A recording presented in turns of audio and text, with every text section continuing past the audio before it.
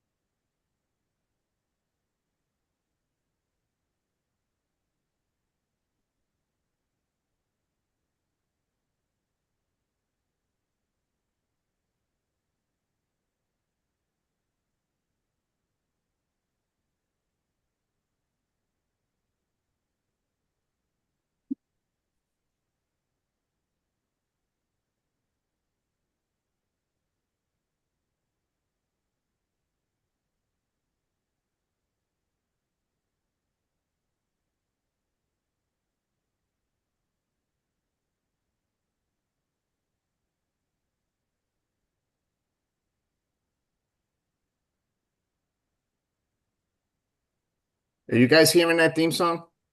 No. No? Nope.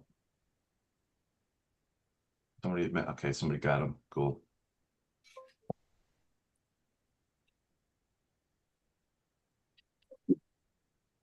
We got Yakov in twice. Saving for a family vacation. Oh, hold on a second.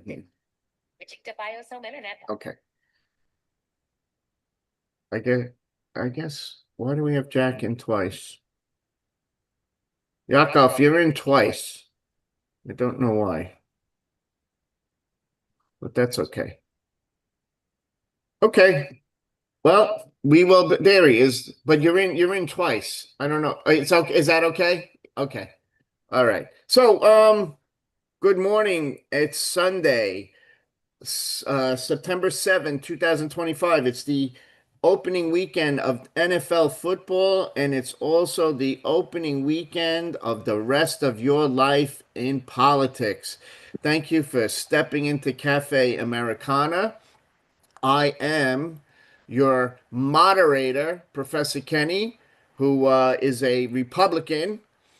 And I am very happy to have my panel with me, beginning with, if I can find the pin, Democrat, Harvard, Chris from Georgia, followed by another Democrat, our international affairs specialist representing Ukraine by way of right outside of Lincoln Center, Andrij Dobriansky, and then our man who's a political observer and a Trump partisan, ML Shaw. And then we are going to have every week, we're going to have a fourth panelist. And what we're going to do is we're going to surprise people. And we're just going to, if you want to be a part of this show, you're getting brought in to be a surprise panelist. So you're not even prepped on what the topics of the day are, but you are going to be brought in as a panelist. And this is all rapid fire stuff. So our first choice spinning the wheel is Alan from Tallahassee, Florida, will be our, and I'm unmuting, will be our surprise panelist. Mike, you are the, ML is the co-host along with me, so ML, you can pay attention if people come in and let them in. Okay, so our topics today will be, should the Dems shut down the government? Should Bernie Sanders supported Mondami last night in a rally and is very upset that other Dems are not backing Mondami. We got to talk about Trump ramped up ICE aids and his use of the National Guard. And fourth, we're going to talk about why it's the toughest time in America to try and get a job. We'll be talking about tariffs. So, issue one. Should the Dems shut down the government? Just to follow up, back in March, Chuck Schumer went along with the Republicans and passed the spending bill to keep the government funded. He got a lot of criticism for that, mostly that AOC is all of a sudden going to take his spot in the Senate coming up. So, Schumer's reasons for stopping the government. Well, he felt the courts were getting on Trump, and he thought that was winning for the Democrats. It turns out wrong. The Supreme Court kind of gives deference to Trump. Okay, and it seems like he's winning the overall court battles. 2, Doge was breaking up everything. He figured, let them hang themselves. Did it work? No. 3. 3. He felt, and I kind of, he just knew they weren't prepared for a shutdown, how to handle it, how to message it. So he thought it was the best way to go forward. Turns out, maybe not. Okay, so going forward, if the Dems decide not to support to keep the government funded, is this a problem for the Dems, or is this a good standing victory of defiance? Chris, what do you have to say? Say defy. One of the reasons Trump got elected in the first place is that the American public likes a strong man to some extent. Not to the extent we have one right now, but they like strength. The Democrats haven't shown a lot of strength. They need to fight him tooth and nail. They have enough reasons to explain why. Excellent. Andres. I think that unfortunately, we're too early. There hasn't been a meeting of the foursome with Trump. Yeah, so I think on the Senate side, they could work out a CR, but it doesn't sound like Mike Johnson wants to work with Hakeem. And I think the White House is trying to keep Trump away from the Democrats because he made a couple of deals with them last time. So I think if he doesn't meet with them, it's more likely we're going to have a shutdown. Okay. Now, just to follow up before I get to ML and Alan, Chris and Andres, is there a concern that this could backfire for Democrats if they don't support a spending bill, that Trump can use this against them and say, see, they're not trying to help you? No, because if I'm a Democrat, I'm going to say we fought it because, see, he screwed you and gave all the tax rates to the rich. Then he screwed you on a tariff that drove up your prices. And oh, by the way, how's that consumer price index going? Excellent. Andres. I think there are way more fires that the White House would like to keep under control that the Senate and Congress could blow up. They want to keep Epstein down. They want to keep people who want to fire RFK down. They successfully blocked any international aid in July with Lindsey Graham and other stuff. That they might not be able to have enough whack-a-mole to do all this, and then you add the continuing resolution. So my prediction is that they're going to make a couple of deals on some of these fires, and that might be the CR and say Epstein, or it might be don't get rid of RF Kennedy and we'll do this. So my prediction is there's just too many things for them to control, like they were at the beginning of the year. Excellent. ML.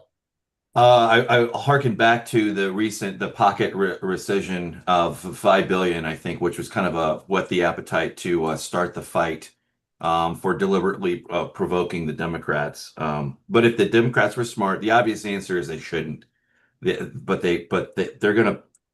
Unfortunately, there hasn't been clean, consistent leadership. So what they should do is, they should just cleanly fund the government as best as possible, and then spend the next 2 years or 18 months or whatever building a case against his policies, like Chris laid out over some other things that he has over the executive, and then but. Unfortunately, they're walking straight into a trap where, what you highlighted, Professor Kenny, that they're gonna own half the blame for any kind of shutdown or any true defiance that's gonna happen, and then Trump can waltz in completely on the opposite side of this whole thing, and he can say the Democrats chose chaos, once again, I am the arbiter of order and law and da da da da. So that's best guess. Alan Chernitsky. I think it's a giant rake that the Dems are going to step on and try to shut down the government.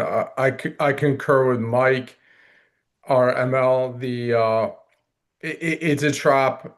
And to Chris's point about strength, the Democrats do need to show strength and fight, but this isn't an issue they should be showing a fight on to shut down the government, because that was a label they threw on Republicans for shutting down the government, shutting the party of shutting down the government.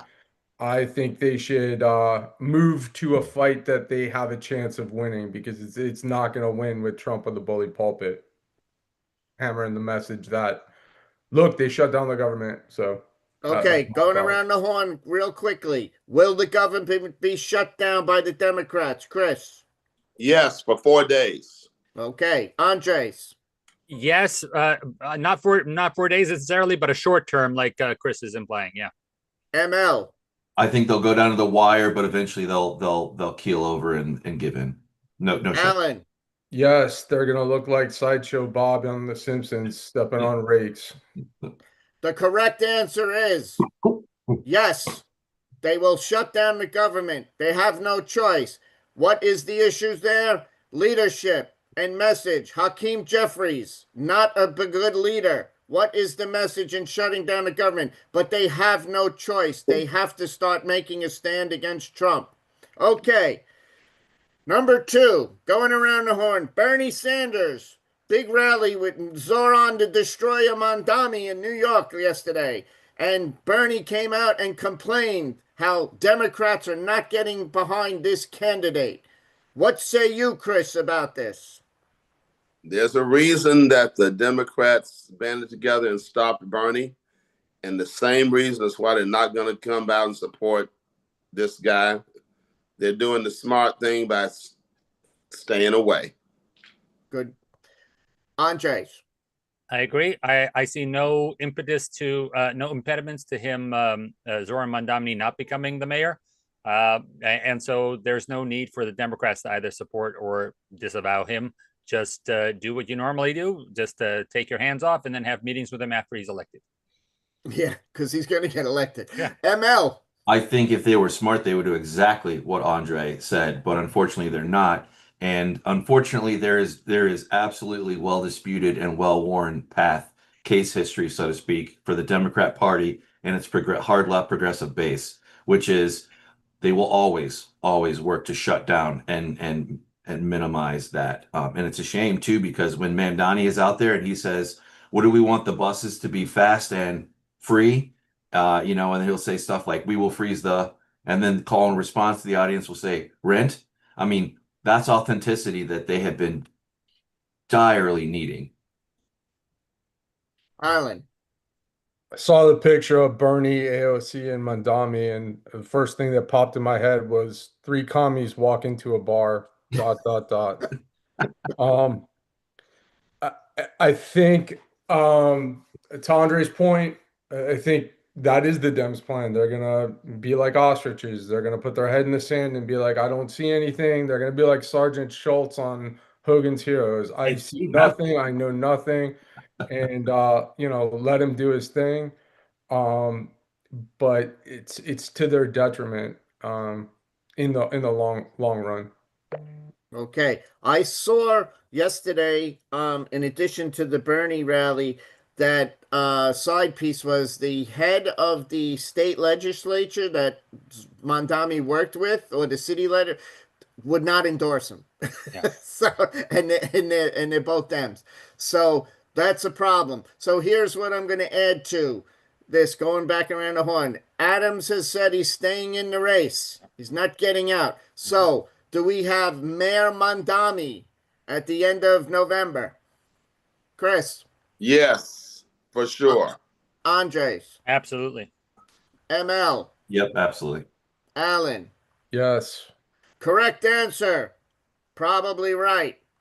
My fantasy answer. Rally around Adams. Correct answer is Mondami will be mayor. Okay. Issue number 3. Donald Trump ramped up ICE raids and the use of the National Guard. Is this America? Chris. It's certainly not America. And for people over a certain age, and there's still enough of them who vote, especially in certain minority communities, they remember the last time the National Guard was extremely implemented, was excessively implemented, and it wasn't a pretty picture then.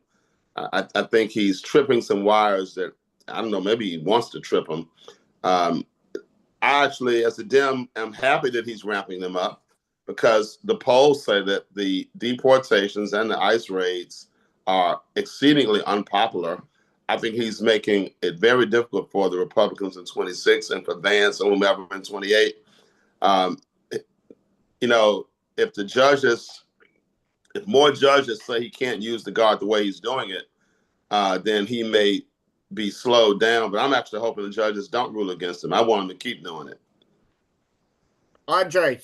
I've been saying for a while he's running up a credit card bill on these things to show that he's big and powerful. But at some point, the bill is going to come due. I agree with Chris. All the district judges who are basing it on Supreme Court precedent say there's just nothing to make it happen. He could get overruled in the Supreme Court and maybe get through with it. But in the end, yes, it's an extremely unpopular. But B, not only is it costing a lot of money to do these deployments of the National Guard, we're hurting our economy by deporting workers as well. It's just going to hurt us in the long run. And what happened with the ICE raid at the Hyundai plant is just the beginning of international conflicts that we're going to have with some really close allies. ML. Once again, Trump is showing that he is master of common sense, whereby he says that we all know that there is high crime in these cities. He claims crisis. That's debatable, but everybody knows when you step into these big cities, there is a crime problem whatsoever. So once again, it'll be the same thing, 80-20. He'll run up the bill, maybe. Will it ever come due? Who knows? But I think this still goes in his favor, because broadly speaking, the man on the street, the woman on the street is in favor of being able to walk down the street without being. Not the 80% in DC who say they don't want them there. Alan. On the ICE, this is ICE, not crime, correct? Both. It's Both. National Guard and ICE. ICE and National Guard. Okay, so I think Trump needs to pivot to federal agencies, FBI, DEA, ATF, utilize those and back off the National Guard. Suit and tie, not a combat helmet and a vest. Use the National Guard for a week to show force, like you did on the border. That shows it that's a slight deterrent of crime, and then back off and let the law enforcement agencies deal with the crime. The federal law enforcement agencies assist the local. As far as deportations, I say keep them up. It's again, it's a show of force to stop stop people from crossing the border. And my question is Estewatini. I had to break out my world map, because that's apparently where Abrego Garcia is going, and I'm developing a computer game with ML based on Carmen Sandiego. It's where in the world is Kilmar Abrego Garcia. So we're gonna get that going. Try to make some money off of it, including a Bitcoin. Okay. Let me ask. Let's debate this a little while longer. So, why doesn't Trump just bring highlight to the crime in these blue states with these big cities, and then back off and just let that hang around Democrats, instead of going too far now? National Guard everywhere. What do we think that's about, ML? I think that's the same thing that he's doing. He's been known for: flood the zone, show of force. Let no one deny that there was some effort to bring order to chaos, and you have it. And nobody's going to accuse Trump of being weak on that part. The Democrats' primary argument against him is authoritarian, fascist, da da da da da da. Da. So why not him play into it? And then if you ask your average person on the street, and you'll see it, and they'll say, "Yeah, maybe I don't like it, but it sure is nice to be able that somebody's doing something." Alan. I think if some of the mayors were smart, they would get their hand on the wheel with Trump, take the resources, take some credit for the win. Because if they don't get their hand on the wheel, they get no credit for crime dropping, which is what's going to happen when you surge with law enforcement. I actually applaud Gavin Newsom for preemptively reassigning the California Highway Patrol to surge crime, so he can say he did it without Trump coming in with the National Guard. So, if again, if they didn't want to step in a minefield of rakes, either get your hand on the wheel or just get slapped down in the media, or in Trump claiming victory. So. Andres. I don't think President Trump knows what's happening on the minute detail. I don't think he's being told what the actual public opinion polls are. He's probably being just told what makes him sound good. I think when he's presented with evidence that people are upset, he'll probably say that it's just communists or radicals and not listen to what's happening. And I'm not only worried about the run up of him running this all on a credit card, but I'm worried of the fact that we're running this in essentially non-emergency situations. This has been the situation in many of these cities for years. In fact, many of the cities that he keeps mentioning have had a downward decline year to year from last year. But the problem is that this is not a terrorist situation where we need to deploy the National Guard. This is not a hurricane where we need to deploy the National Guard. We're getting to the point where some of these cities, he might want them there on a long-term basis. And that means whatever effect he thinks that the Guard's going to have, people are just going to get used to it. So if it's not special, if it's not something out of the ordinary, I think again, the credit card thing, he's just using it now to juice up his numbers and juice up what he thinks, but he's not thinking long-term in terms of what the after effects are going to be. Chris. Well, if you look at the couple of places he's gone so far, they're not only blue cities, they're in states that aren't swing states. His people are just perniciously smart enough to know that if they do this crap in a swing state and they piss off the Black community like they're doing, that could turn out to be really bad for turnout in the midterms. So I think, he's doing this to feed his base nationally, and just pointing out the crime statistics, as you suggest, since his people barely read, I have to get that one in. That wouldn't be enough. That would be a discussion of logic. Then the Democrats could point out that there are all these rural red cities with pretty high crime rates too. So a discussion about facts has never been Trump's thing. It's bold actions that his clientele can just watch on TV. Yes. The problem is, and the correct answer is, President Stephen Miller has Trump by his coattails and is leading him into what Andrij Dobriansky is correctly pointed out. Not a long-term solution. Thinking short-term, this is going to backfire on Trump in the long run. Next, number 4. Why is it the toughest time in America to get a job? Chris. Because corporate business leaders, which I was one before I retired, like stability and certainty. And I remember a time not too long ago when you heard news from the White House periodically. Now you hear news from the White House through tweets 7 times a day. It's erratic. It's all over the place. How can anybody plan and do hiring in that context? People are waiting back. They're sitting back. I don't think Trump understands the global supply chain at all, because unlike what most people who don't know business don't understand, real estate is not a complex business. It does not involve a global supply chain. Big business does. Andres. It's Adam Smith. Tariffs are a barrier to opening markets. We need bigger markets. That means we need more people, not deport people, not be a net exporter of people. We're going to have less people visit the United States than we've had in decades this year, with the lack of tourism and the amount of deportations we're doing. So less people means smaller market. Tariffs means smaller market.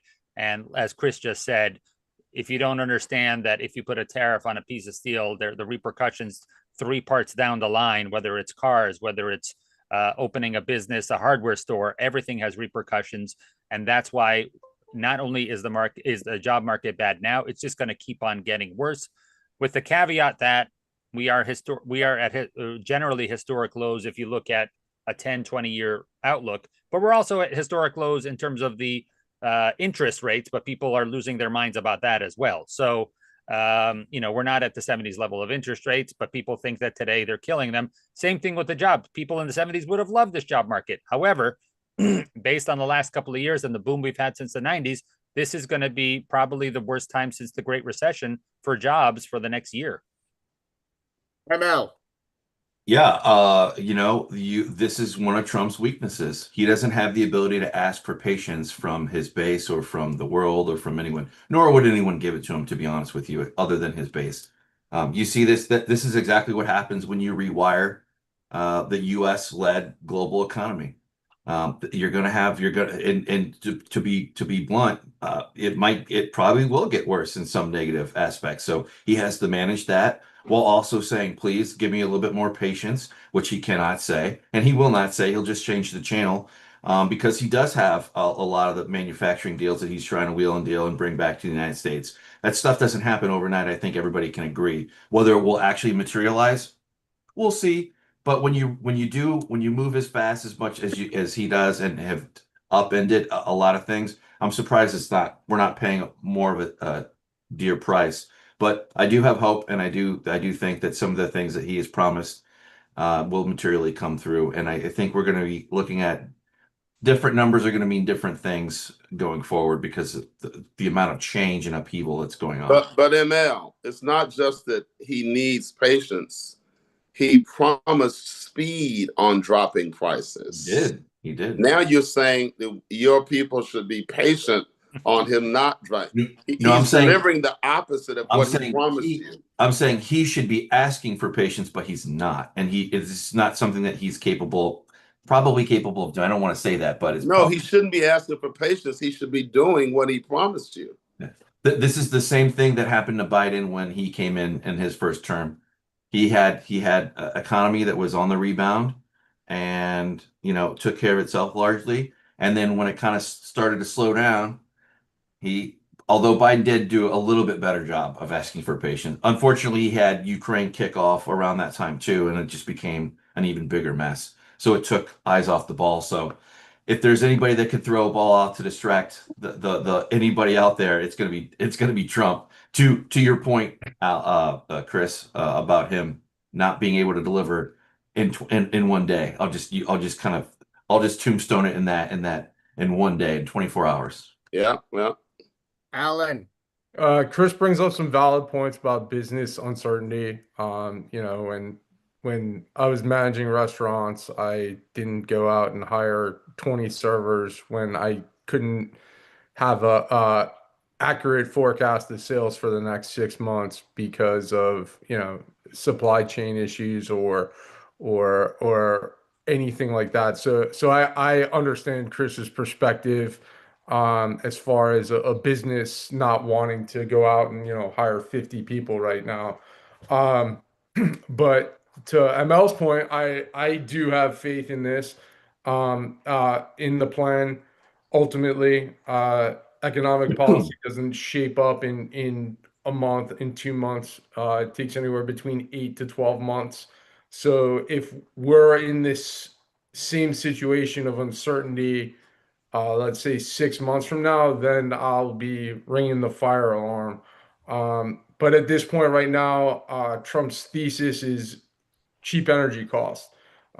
Gas prices are staying consistent, sometimes lower than they were. I think over Labor Day weekend, they were the cheapest they were in 4 years. So, that's all promising signs that I can look at. Is it perfect? Absolutely not. But again, I'm not gonna pull a fire alarm right now. Alan, if your wife came home one night out of 30, you'd say, "Is it?" I'd be happy because because I'm not married to her. You say it's not perfect, but she's still my wife. I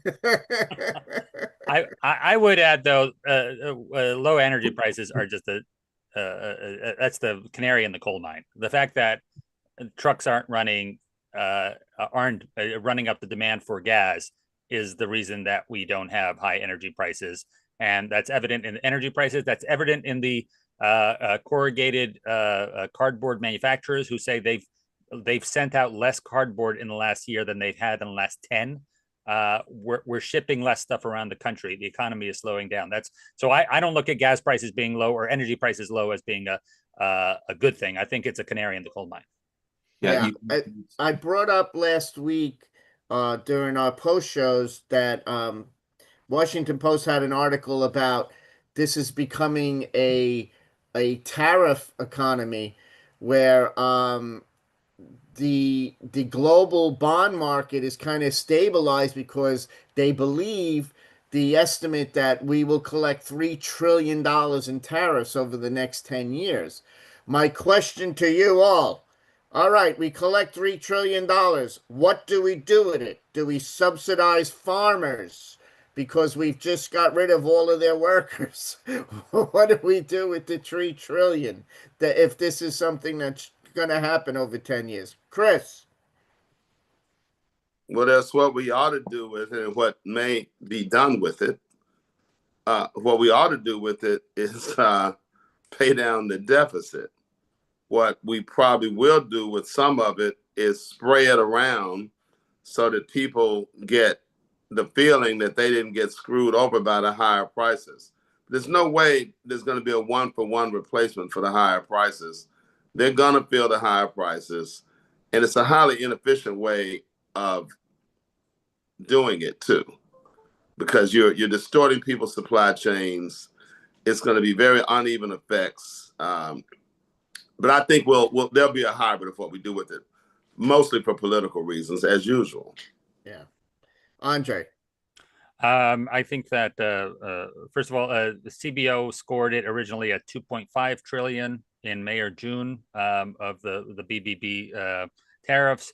They've just revised it in August that they think that 3.5 trillion plus, 3.7 trillion plus an additional almost trillion in secondary after effects would come in. So almost 4 trillion from the tariffs in the legislation as is right now, disregarding the court battles. But that does not take into account the sliding factor of the GDP. And so we need to look at the beginning score that's going to come out of the CBO. Unfortunately, at the beginning of 2026 is going to be the one that factors in whether we're contracting our GDP and what happens then on the actuarial tables. What we do with the money now, I mean, you asked about the farmers. We floated farmers for years in the first Trump administration, trillions of dollars going to the farmers. And in fact, we had a slowdown of manufacturing jobs before COVID because of those tariff policies. We're just, I mean, you can look to Ferris Bueller or anything else. I'm just not a fan of tariffs. And I think that actually whoever comes in after this administration, if they want to start taking off some of these tariffs, look at that economy grow after that. Yep. ML? If he were smart, he would do something with the farmers other than just give them money and help ease if we're going to have less immigrants going forward, whether it be Republican or Democrat, then you need to invest in making it possible so that those small farms, not the big corporate farms, the small farms can invest in technology and robotics or whatever is needed. That's so far out though. That's so far out. And right now there is no robots that are going to go pick the crops or the wages or the whatever. That's like maybe 5 years if we start running right now today toward it. But I don't see that, so it's just going to become another handout to sorry farmers, here there. But we're also in a new economy, a new modern economy with tariffs that is protectionist, but not quite like we've all been led to believe. But it'll come at some point. There is a counterbalance that will. But I would like to see that money be invested long term and some money making vehicle like a a wealth fund, sovereign wealth fund, like that we could have, that we could start actually building out, and that might be able to do something aside from our GDP, or if we're not having such a hot a quarter here or there, that could be, that's why you're going to see a lot more government purchases of like 10% here, 5% there for Intel and other tech companies too, which is a good idea in some regards. But I would want to see more of a plan. But unfortunately, being a Trump supporter, you don't know until it happens 5 minutes later. So I'll select Steve Jobs. So Alan. Mike's point about a sovereign wealth fund, that would be interesting to start building that up with some of the tariff revenue. Some has to go to farmers because that's a big subsidy of the U.S. government. I hope Trump doesn't act on his worst impulse of saying, here's your $2,000 to $5,000 tariff check, everyone. We did so good. Here it is, because that's just, restarting the cycle of inflation. And I hope he doesn't act on that impulse. He will. His signature will just be larger this time. I just want to say I am not in favor, just like Alan, I think Alan, the subtext is that you're not in favor of a big check, a rebate. No, I am not. I'm not either, that because what at people all. don't understand about that is that's not a refund for you. That just means that you're going to not pay that a little bit later on in the future. You're still going to pay it. You're still going to pay it. So it doesn't quite work like it's free money like that. So I don't like that strategery. Strategery, yes. So just to go back around the horn, and I'll refocus us because I was the one who took us off the path with what do you think the number one reason, let's go back around one more time, that we are having the toughest time with jobs? Chris, you already said the instability. Do you think tariffs are making the idea of tariffs, and we don't know what's going on with it, is making us making the job market unstable? Or is it inflation? Is it a combination of all? I think it's the tariffs. Tariffs. Yeah. I mean, businesses know how to deal with inflation at the levels that it's at. It's not really rampantly high. Yeah. But the tariffs, the thing is, you don't know what the tariff is. It's not just that we have them. They keep changing. I mean, if somebody sneezes at the guy the wrong way next week, there'll be a tariff on toilet paper. Who the hell knows? Yeah. Andres. We're shrinking the market. Adam Smith said, increase the market, increase your wealth. So tariffs are an impediment to that. They're impeding business. The fact that we've gotten rid of the de minimis exception for trade, now anything that's even a cheap thing coming over from overseas is going to stay at the port, get verified of what it is. You're costing more money for the port inspectors to look at these things than the product is actually worth. And we're also deporting people, so we have less people to spend money in our market. So we're shrinking the market. That means we have less jobs, we have less money, we're going to be less wealthy. ML. I think we're still under that shadow of COVID still, and people holding their breath, waiting for that other shoe to drop. That's what the market feels like, and on the tech sector for sure. It's getting a little bit better, but it's still, I think, there's a lot of breath holding. And I hope to see that ease this fall, going into next spring, when some of the one big beautiful bill or ugly bill, as your perspective may vary on that, come to fruition. But they are time limited too. So if we're going to see it, but I just think people are, tariffs. When you couple tariff uncertainty with Trump, it creates extra uncertainty. So I just don't think people can feel like they can let their hair down. And we've seen the economy get rocked as far as tourism for the US, like LA or Las Vegas, etc. And Canadians that would have come over but decided not to. Alan. Yeah, I think Chris's point about uncertainty in the business world due to tariffs is definitely slowing jobs right now. And you know, again, I'm gonna give it 6 months, and if it's not better, then I'll pull my fire alarm on that. The correct answer. Both Chris and Andres are correct.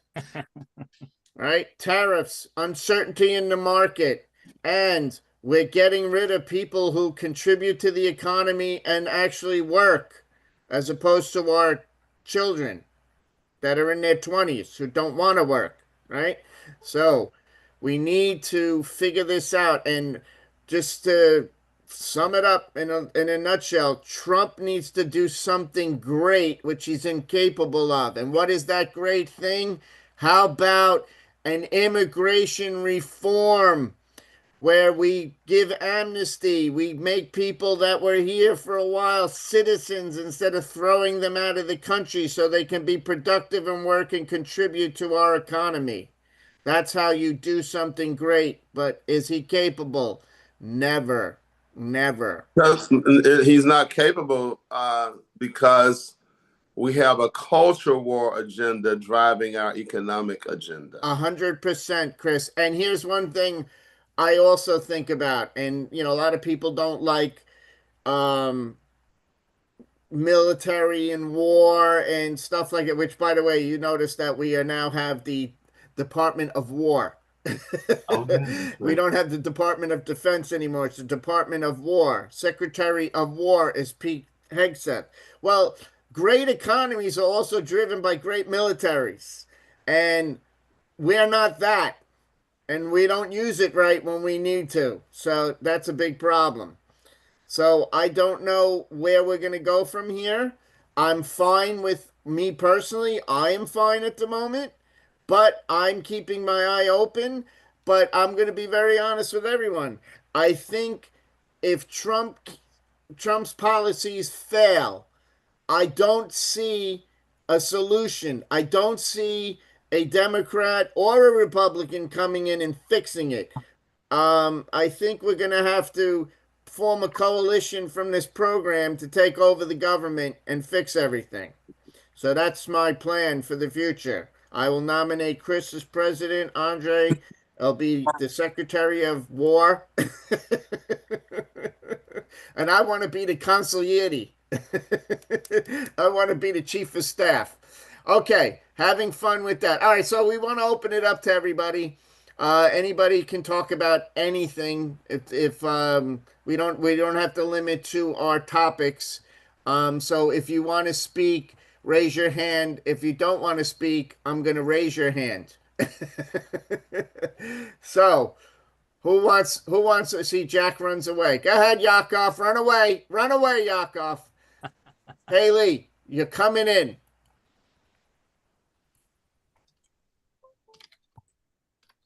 I don't really have anything to say. Yes, you do. Yes, you do. Yes, you do. Economy, you guys know this is not, doesn't live in my mind. Doesn't Okay. even enter my mind. Okay. So let me ask you this. Let's talk about Israel for a second. Do we have to? Yeah, because it looks like I just read that the United Arab Emirates is telling Netanyahu, no, no, no, in Gaza, meaning taking over Gaza. Is that a concern? It's a big concern. Taking over is I mean, but the last It's like they're threatening him. It's like if you think you're going to take over Gaza, displace all of these people, it's not going to happen. well, the last right now the operation is to take over the remaining 25%, which is Gaza City. The IDF has gone into Gaza City or started their expansion into Gaza City. We control 75% of the strip. This is just the last remaining stronghold of Hamas. That's what's being claimed. So that's where that is right now. Israelis are not happy. You see the protests happening every single week. Every weekend there's hundreds of thousands of people out protesting. But that's the situation right now. Like, Haley, if they take over the last 25%, does that also mean they're going to eliminate Hamas? that's what they say. But we also know that Hamas has now, there's been like from the last 2 hostage videos that were released, one was a couple days ago, had 2 hostages in them in the video, and it is 100% confirmed that Hamas is moving those remaining hostages to Gaza City. So they are in the line of fire. So no matter what happens to Hamas, they're going to, the hostages are in limited in their the most danger lifeline. they've been since the start of the war. Yeah. How many are left now, Haley? There's 20 alive, 48 altogether bodies and live hostages. Yeah. Andres, did you want to comment? No, I mean, it's just I mean, neither Israel or Ukraine will be safe unless they defend themselves. Point one. It's a lot easier when your neighbors aren't trying to kill you all the time.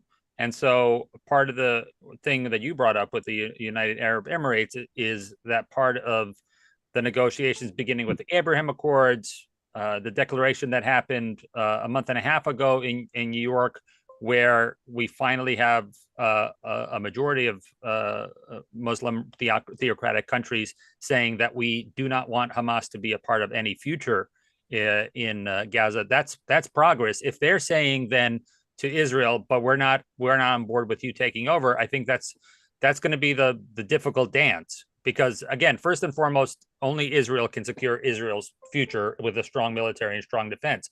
But again, it's going to be a lot harder if all these other countries aren't on board like we started with the Abraham Accord. So how do we get them to continue being on board while doing the Gaza operation? No yet. Very difficult. Very difficult.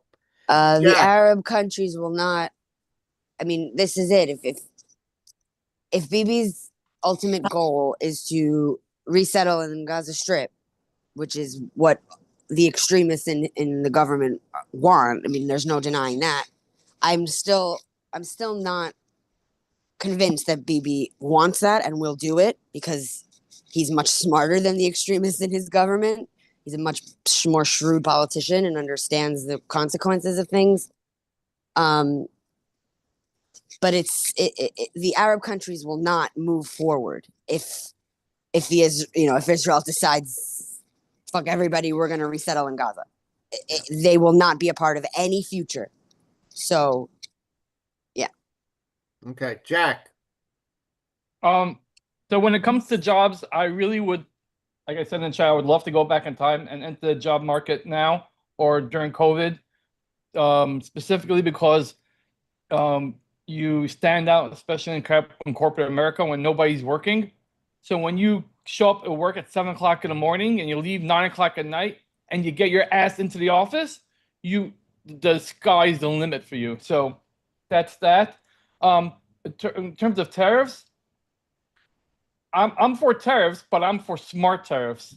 Like, there's no reason why Trump cannot message saying tariffs in terms of fairness. Like, if Canada's going to charge us tariffs for dairy, or North Korea or South Korea is going to charge us tariffs on cars and all that, then do it specific for that.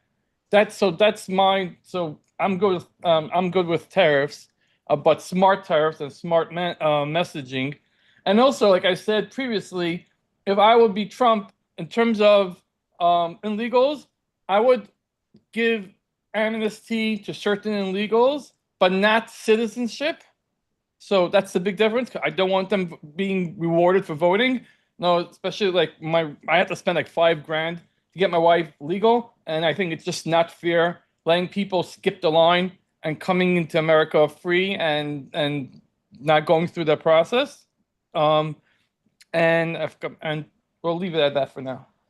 I agree with you 100% on giving them some kind of amnesty with a pathway to citizenship, though. We got to be fair. If people are going to live here, work here, contribute, then they should be allowed to become citizens, but it has to be a process. Yeah, let It them get just in the can't line. it can't be handed to them. Let them get in the line. Yeah, Yeah, I if we're gonna agree. do citizenship or some kind of amnesty, you have to take care of the people who have been in line for years and years and Yes. years first, and then we can talk about everybody else. But if you don't do that, then it's going to be like just like the college loan thing, like which some people got and some people didn't. It really, So guys, why Yes. wouldn't we take all that money that we're spending to hire ICE agents to round up people who are not causing trouble for the most part, and use that money to create a bigger system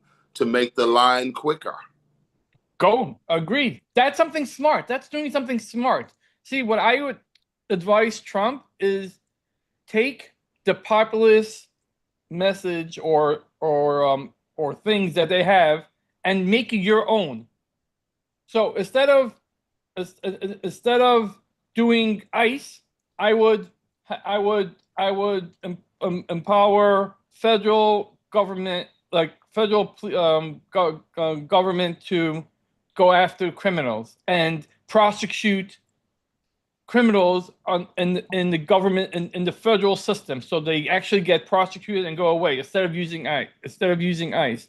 I would give debt-free college tuition to people, to young adults, instead of charging them 7%, whatever they're getting charged. Give them debt-free tuition, and say, if you're going to get that, you're going to have to do something in the government afterwards, like go volunteer in a school or something like that. I would make the first $100,000 that you make tax-free.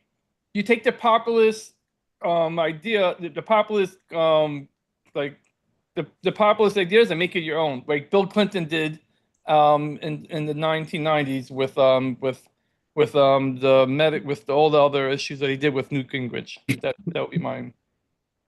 Alan, did you want to say something? No, I was coughing up. Apologize. I'm sorry. Well, it's clear that we need some kind of reform, because this is not working out the way it's, listen, I'm all about,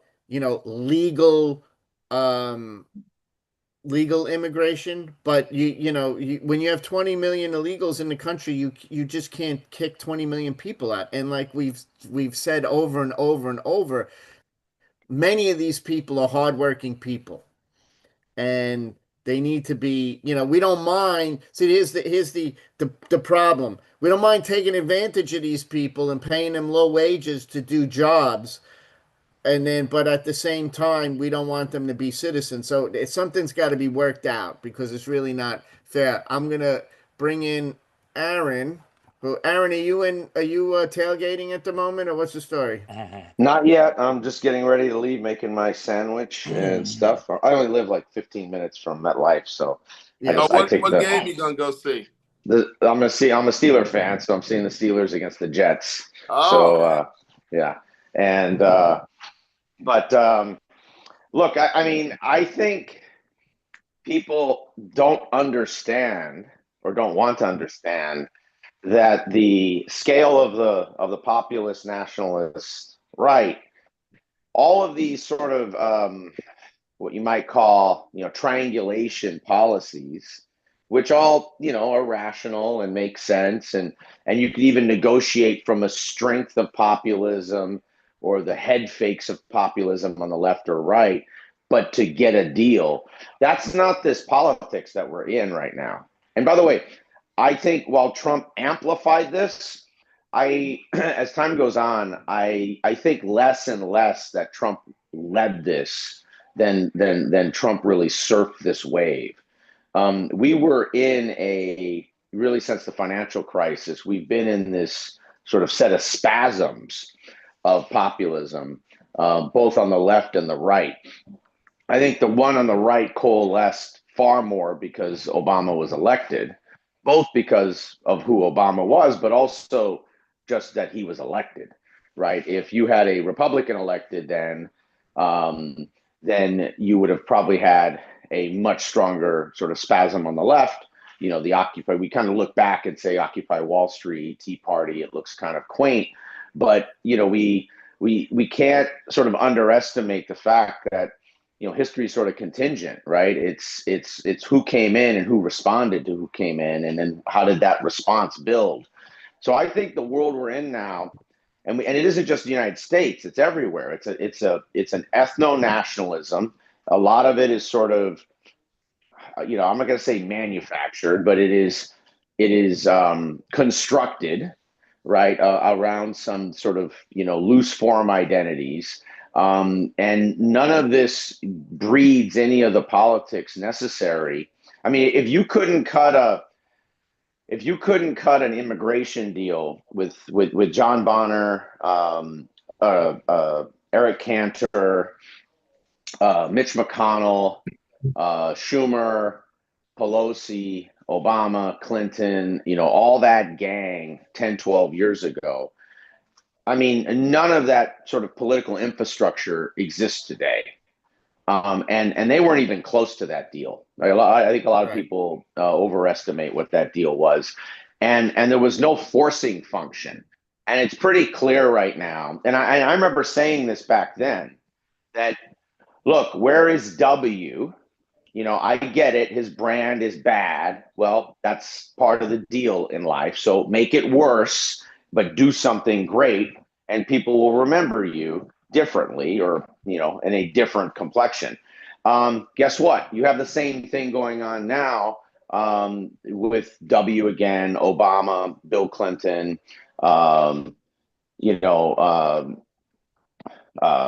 exactly. W, Bill Clinton, and Obama right now, in that they really don't put any of their political equity on the line, and they're just sort of sitting to the side, running their libraries, et cetera. And do I think these are magical people who can completely guarantee a shift in politics? No, but what they can do is start the civil war, the social political civil war, because they're going to force everyone into this uncomfortable zone to say, well, the odds are in the last 30 years, I voted for at least one or two of those people. And if I say they're terrible, well, what does that say about me? Right? Because I voted for them twice. So at a certain point, they point out to our internal inconsistencies and hypocrisy. And that's what great political leaders, or at least very good ones, do. And we just don't have that right now. No one's willing to put skin in the game. Everyone's just protecting, even when they already got enough, right? Even when you already got not 6 figures or 7 or 8 figures, but 9 figures. They're not, and I would argue they probably increase their 9 figures, actually, because I think people are hungry for something. But because that's not happening, you're just going to have this sort of populist national, ethno-nationalism that's just going to keep going. And I actually think it's already broken most politics everywhere. Yeah, We Aaron, just let me don't ask you want to this. admit that. Let me ask you this. Yep.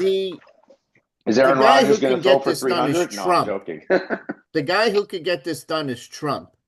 The problem is he doesn't believe in it. He doesn't believe in it, and more importantly, he's outsourced it. Yeah. And that's the problem you have. And you always get this problem in politics, right? It's not like unique to Trump, right? Biden outsourced his sort of economic policy to a team that Obama fired, right? Because he didn't want them, because they were too far to the left. People forget that, right? Biden's team was not Obama's team at all. They were the rejects from Obama, right? Because he thought they were, and he was correct, too far left wing in their economics. And that if you allowed them to have the policies, then they would create things like inflation, which Obama was correct about that. And so Trump has outsourced what I would say is the ethno-nationalist populism outside of the rhetoric, right? He sort of surfs on top of the work because he's really good at the rhetoric side of it. But the actual grunt work, he fully outsourced to a bunch of people who, in a strange way, are like the Biden far left economic team, but when it comes to social and economic and cultural policies, they're people that are basically rejects that would never work in any sort of serious administration, even if it was a Republican administration. But that's what you get now, right? Because because by the way, that's the age we're in, right? I mean, the age is, there's a great 19th century historian, people kind of poo-pooed him for a while, but it's pretty clear it makes a lot of sense right now. Thomas Carlyle, which, talks about, the age of great men. And he doesn't mean that they're great people, but that they do, big things. And that's the age that we're in right now. And so we're in a populist age, and you see it in Israeli politics, you see it in our politics. It's starting to cascade its way, or it's already started to cascade its way across Europe. It's a question: does it break through the barriers in Europe? You see it already in South Korea, right? South Korea has probably the most left-wing, democratic, right? Not Marxist, but democratic government of any of the big developed countries in the whole world, right? And so, this populism is not going to run its course for probably a very long time. It's going to probably take a substantial economic contagion for it to sort of flush its way out of the system. It's going to need somebody that's really like a Trump, in terms of power to try and move it that way. I want to bring Dan in because I think Dan actually solved the immigration problem in the chat. So go ahead, Dan. I mean, I just feel like there's so many things we can do that are just common sense. Like, we all agree that these are hardworking people for the most part, and we should just find a way to come together and give them the path. But unfortunately, it's all politics. We use immigration as a political issue. No one's serious about doing the right thing on both sides. And you need someone. I think that's why I feel like Gavin Newsom is going to just really get better because he shows that he can come to the middle and who's laughing? Oh, yeah. I just think there's just common sense things that we can do. We all agree that we want to solve immigration, so let's solve it. What's the common sense solution instead of going to our corners? Yeah, I think Trump really underestimates the fact that he successfully has stopped the influx of illegals, right? So, but you got to deal with the illegals that are here properly, and he's not recognizing that at all. And it's a huge problem. It's definitely going to backfire on him. And plus it puts, here's the biggest problem in terms of messaging and in terms of perspective.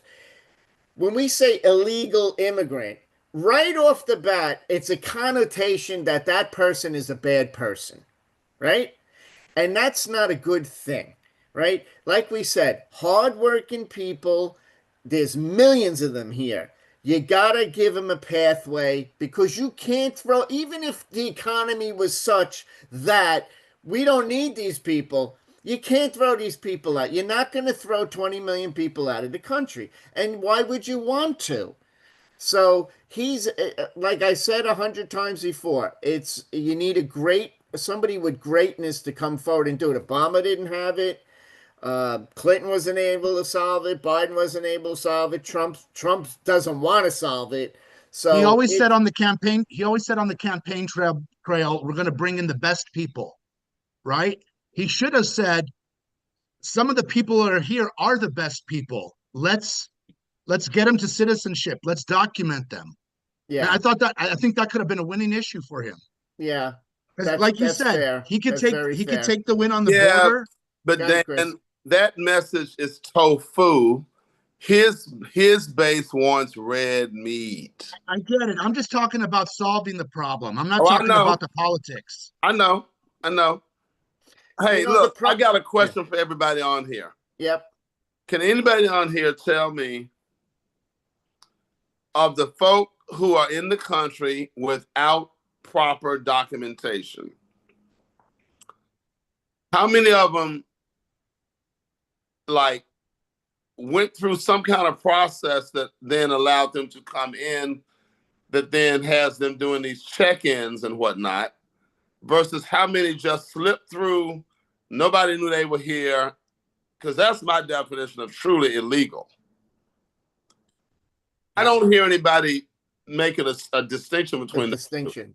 That's So I fair. think actually the most amount of people who are here illegally are not those who enter the country, you know, like trafficked or something. They're overstays. Their Yep. visa overstays. Right. That's so the they majority. went through some process. But I will also add that the executive branch has put in other forms of residency that is considered undocumented under the census, where we all point to the 2012 or the last census that said 11 to 12 undocumented people, and I use undocumented for this reason. Chris pointed out that there's a percentage that crosses illegally. Haley pointed out there's a percentage of people who overstay their visa, which is more than the percentage of people who cross illegally. But the largest number are the people who are here, who are on different statuses that do not have a green card, aren't citizens, or have a specific visa like a H-1B. Apart from those people, there are millions of people, including Cubans, Haitians, various people who are here on temporary protected status. That is technically considered an undocumented status, even though they're registered with the government. That are people here on humanitarian parole, also technically counted under the census, in that 10 to 12 million, as people who are here undocumented. So the vast majority of those people, when you see 11 to 12 million, are not people who cross the border. Yeah, and so this is part of my point. This inflation of the degree of true illegals is part of the BS that's been driving me crazy for years. Yeah, and that's fair. Hey, Evan, this is what we're gonna do before you speak, Evan. Evan will be our last speaker on the live stream, and then I'm gonna mosey on out of here, and then ML's gonna be the host, and we have Alan and Haley as co-hosts. If you guys want to still continue to chat this lovely Sunday morning. Why do you unless get we to got leave? better things to do? Evan, what's on your mind, buddy? So you guys, I think it would be helpful if you read up on the DACA Act, or otherwise known as the Dreamers Act, which Obama implemented in 2012.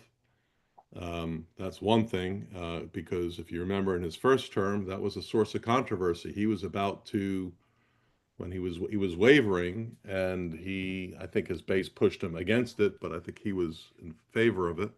The DACA Act, if you remember, the Dreamers Act is basically, if you are the child of, we'll call them illegals, if you're a child of people who don't have the proper documentation and you've been here for a period of time, I don't remember what the number was, if it was 7 years or 12 years, essentially echoing what Dan was suggesting, then you have a pathway to citizenship.